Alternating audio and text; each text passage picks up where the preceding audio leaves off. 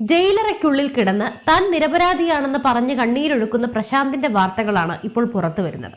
യഥാർത്ഥത്തിൽ എന്താ സംഭവം? 1998 വിജയ് മല്യ സന്നിധാനത്ത് സമർപ്പിച്ച 30 കിലോഗ്രാം സ്വർണത്തിൽ തുടങ്ങി ചെന്നൈയിലെ സ്മാർട്ട് ക്രിയേഷൻസും ബെള്ളാരിയിലെ വ്യാജ മുദ്രപത്രവും അർദ്ധരാത്രിയിലെ രഹസ്യ നീക്കങ്ങളും വരെ നീളുന്ന ഞെട്ടിക്കുന്ന ഗൂഢാലോചനയാണിത്.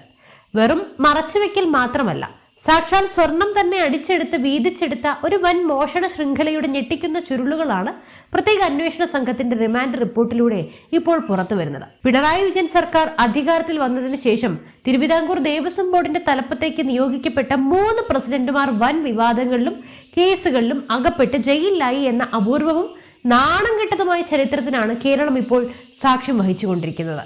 ആദ്യം കോന്നി മുൻ MLA എ പത്മകുമാർ ജയിലിലായി. തൊട്ടു പിന്നാലെ ശബരിമല അയ്യപ്പന്റെ ആചാര ലംഘനങ്ങൾക്കും വിവാദങ്ങൾക്കും മുൻപന്തിയിൽ നിന്ന് N വാസുവും അഴിയെണ്ണി. ഒടുവിലിതാ സ്വർണ്ണമോഷണ കേസിൽ നേരിട്ട് പങ്കാളിയായി എന്ന് റിമാൻഡ് റിപ്പോർട്ടിൽ പറയുന്ന PS പ്രശാന്തും കൊല്ലം ജയിലിലേക്ക് അയക്കപ്പെട്ടിരിക്കുകയാണ്. PS പ്രശാന്തിന്റെ രാഷ്ട്രീയ ഭൂതകാലം പരിശോധിച്ചാൽ കോൺഗ്രസ് പാർട്ടിയിലൂടെ വളർന്നു വന്ന ഒരു നേതാവിനെ നമുക്ക് കാണാൻ സാധിക്കും.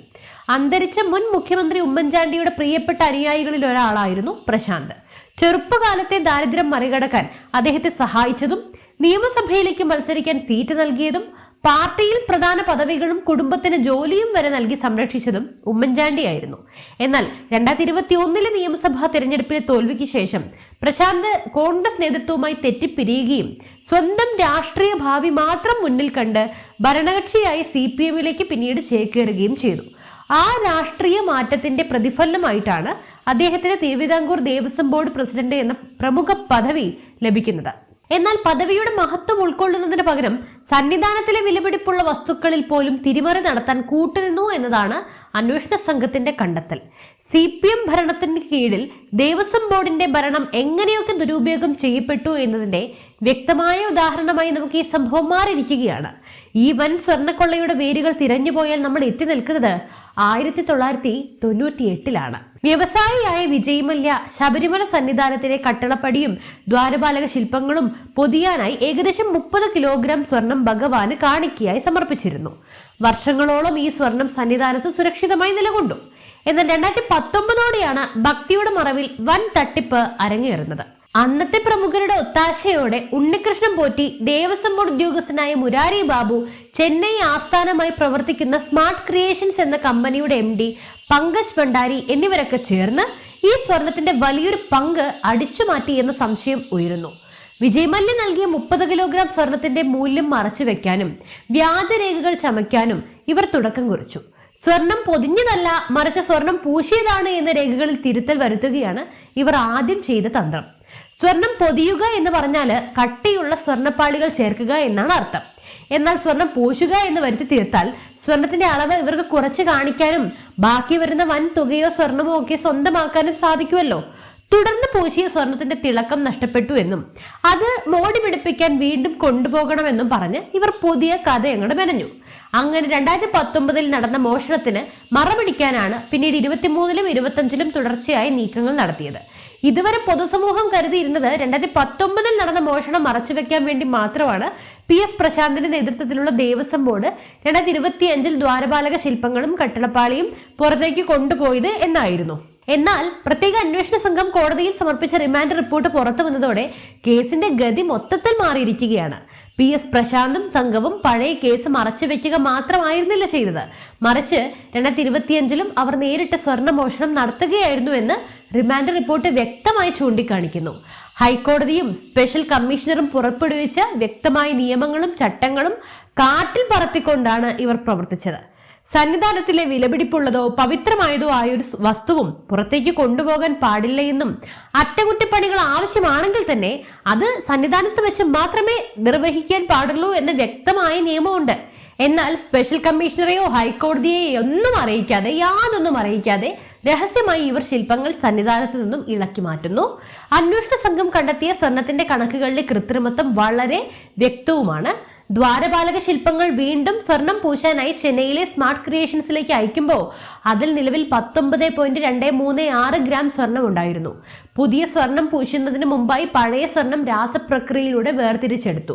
എന്നാൽ വേർതിരിച്ചെടുത്ത ഈ 19.236 ഗ്രാം സ്വർണം ദേവസ്വം ബോർഡിന്റെ കണക്കിലോ പുതിയ സ്വർണത്തിന്റെ ഭാഗമായിട്ടോ ചേർത്തില്ല. ഈ സ്വർണം പ്രശാന്തും ഉണ്ണികൃഷ്ണൻ പോറ്റിയും പങ്കജ് ഭണ്ഡാരിയും അടങ്ങുന്ന സംഘം നേരിട്ട് മോഷ്ടിച്ചെടുക്കുകയായിരുന്നു. തിരിച്ചു കൊണ്ടുവന്ന ശില്പത്തിൽ 291.904 ഗ്രാം സ്വർണം ഉണ്ടെന്ന് കാണിച്ചു. ഇതിൽ 29.94 ഗ്രാം പുതിയ സ്വർണം കൂട്ടിച്ചേർത്തു എന്ന് വാദിച്ചെങ്കിലും വേർതിരിച്ചെടുത്ത പഴയ സ്വർണം എവിടെ പോയി എന്ന ചോദ്യത്തിന് കൃത്യമായ മറുപടി നൽകാൻ ദേവസ്വം ബോർഡിന് സാധിച്ചില്ല. ചുരുക്കി പറഞ്ഞാൽ ഭഗവാന്റെ ശില്പങ്ങളിൽ നിന്ന് അല്പാൽപമായി സ്വർണം വേർതിരിച്ചെടുത്ത് വൻതോതിൽ കവർച്ച നടത്താനുള്ള പദ്ധതി അത്രയും പ്രശാന്തിന്റെയും കൂട്ടാളികളുടെയും അറിവോടെ തന്നെയാണ് നടന്നത്. ഈ ഗൂഢാലോചന പുറത്തു വരാതിരിക്കാൻ ഭരണ സ്വാധീനം ഉപയോഗിച്ച് തെളിവുകൾ നശിപ്പിക്കാനും വ്യാജരേഖകൾ ഉണ്ടാക്കാനും പ്രശാന്തും സംഘവും നടത്തിയത് സിനിമകളെ പോലും വെല്ലുന്ന തരത്തിലുള്ള നീക്കങ്ങളാണ്. തിരുവാഭരണം കമ്മീഷണറായ റിജുലാൽ ആദ്യം നേരായ വഴിയിലാണ് നിന്നത്. 2025 ജൂലൈ 30 റിജുലാൽ ദേവസ്വം ബോർഡിന് ഒരു കത്തയച്ചു. ചെന്നൈയിലെ സ്മാർട്ട് ക്രിയേഷൻസിലേക്ക് സ്വർണം കൊണ്ടുപോകരുതെന്നും അവിടെ സ്വർണം വേർതിരിച്ചെടുക്കാനുള്ള ഔദ്യോഗിക സംവിധാനങ്ങളില്ല എന്നും കത്തിൽ വ്യക്തമാക്കിയിരുന്നു. തുടർന്ന് ഓഗസ്റ്റ് 8 അദ്ദേഹം ഇതേ മുന്നറിയിപ്പ് ആവർത്തിച്ച് രണ്ടാമതൊരു കത്തും അയച്ചു. എന്നാൽ അന്നത്തെ Devaswom board president PS Prashanth ഉദ്യോഗസ്ഥന് മേൽ ശക്തമായ രാഷ്ട്രീയ സമ്മർദ്ദം ചെലുത്തി.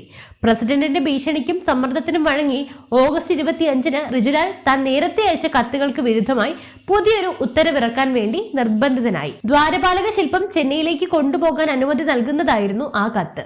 എന്നാൽ ഈ കത്ത് തിരുത്തൽ തന്നെയാണ് അന്വേഷണ സംഘത്തിന് മുന്നിൽ പ്രശാന്തിന്റെ കുരുക്കായി മാറിയത്.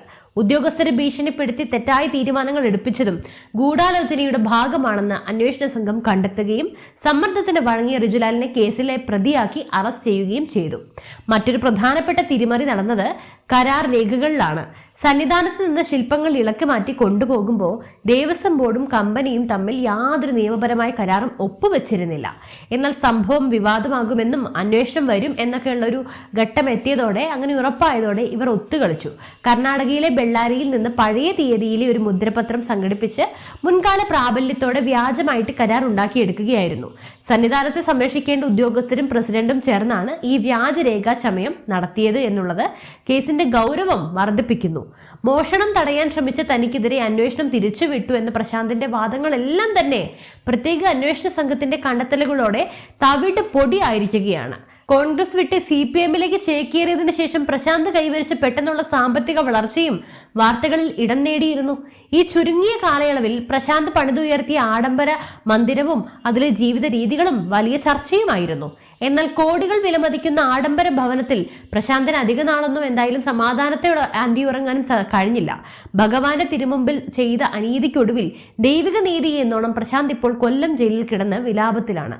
ജയിലിലെ സഹതടവുകാർക്ക് മുന്നിൽ താൻ നിരപരാധിയാണെന്ന് പറഞ്ഞ് കരയുന്നൊക്കെ ഉണ്ടെങ്കിലും അന്വേഷണ സംഘം ശേഖരിച്ച തെളിവുകളും റിമാൻഡ് റിപ്പോർട്ടിലെ കൃത്യമായിട്ടുള്ള വിവരങ്ങളും അദ്ദേഹത്തിന്റെ കുറ്റം തെളിയിക്കുന്നതാണ്. ശബരിമല പോലെ ദശലക്ഷക്കണക്കിന് മനുഷ്യർ വിശുദ്ധിയോടെ കാണുന്ന ഒരു തീർത്ഥാടന കേന്ദ്രത്തിൽ ഭക്തിയെയും വിശ്വാസത്തെയും എല്ലാം ചൂഷണം ചെയ്ത് നടത്തിയ ഈ വൻ കൊള്ളയും തിരിമറിയും കേരള ചരിത്രത്തിലെ ഏറ്റവും വലിയ അഴിമതികളിൽ ഒന്നാണ്. എന്തായാലും കേസിൽ കൂടുതൽ ഉന്നതർക്ക് പങ്കുണ്ടോ എന്നും നഷ്ടപ്പെട്ട മുഴുവൻ സ്വർണവും എവിടെ പോയി എന്നും വരും ദിവസങ്ങളിൽ അന്വേഷണ സംഘം തീർച്ചയായും പുറത്തു കൊണ്ടുവരുമെന്ന് തന്നെ നമുക്ക് പ്രത്യാശിക്കാം. എന്തായാലും ഈ വിഷയത്തിൽ നിങ്ങളുടെ അഭിപ്രായങ്ങൾ തീർച്ചയായും താഴെ കമന്റ് ചെയ്യൂ. മറ്റൊരു വിഷയവുമായി വീണ്ടും എത്തും വരെ നന്ദി.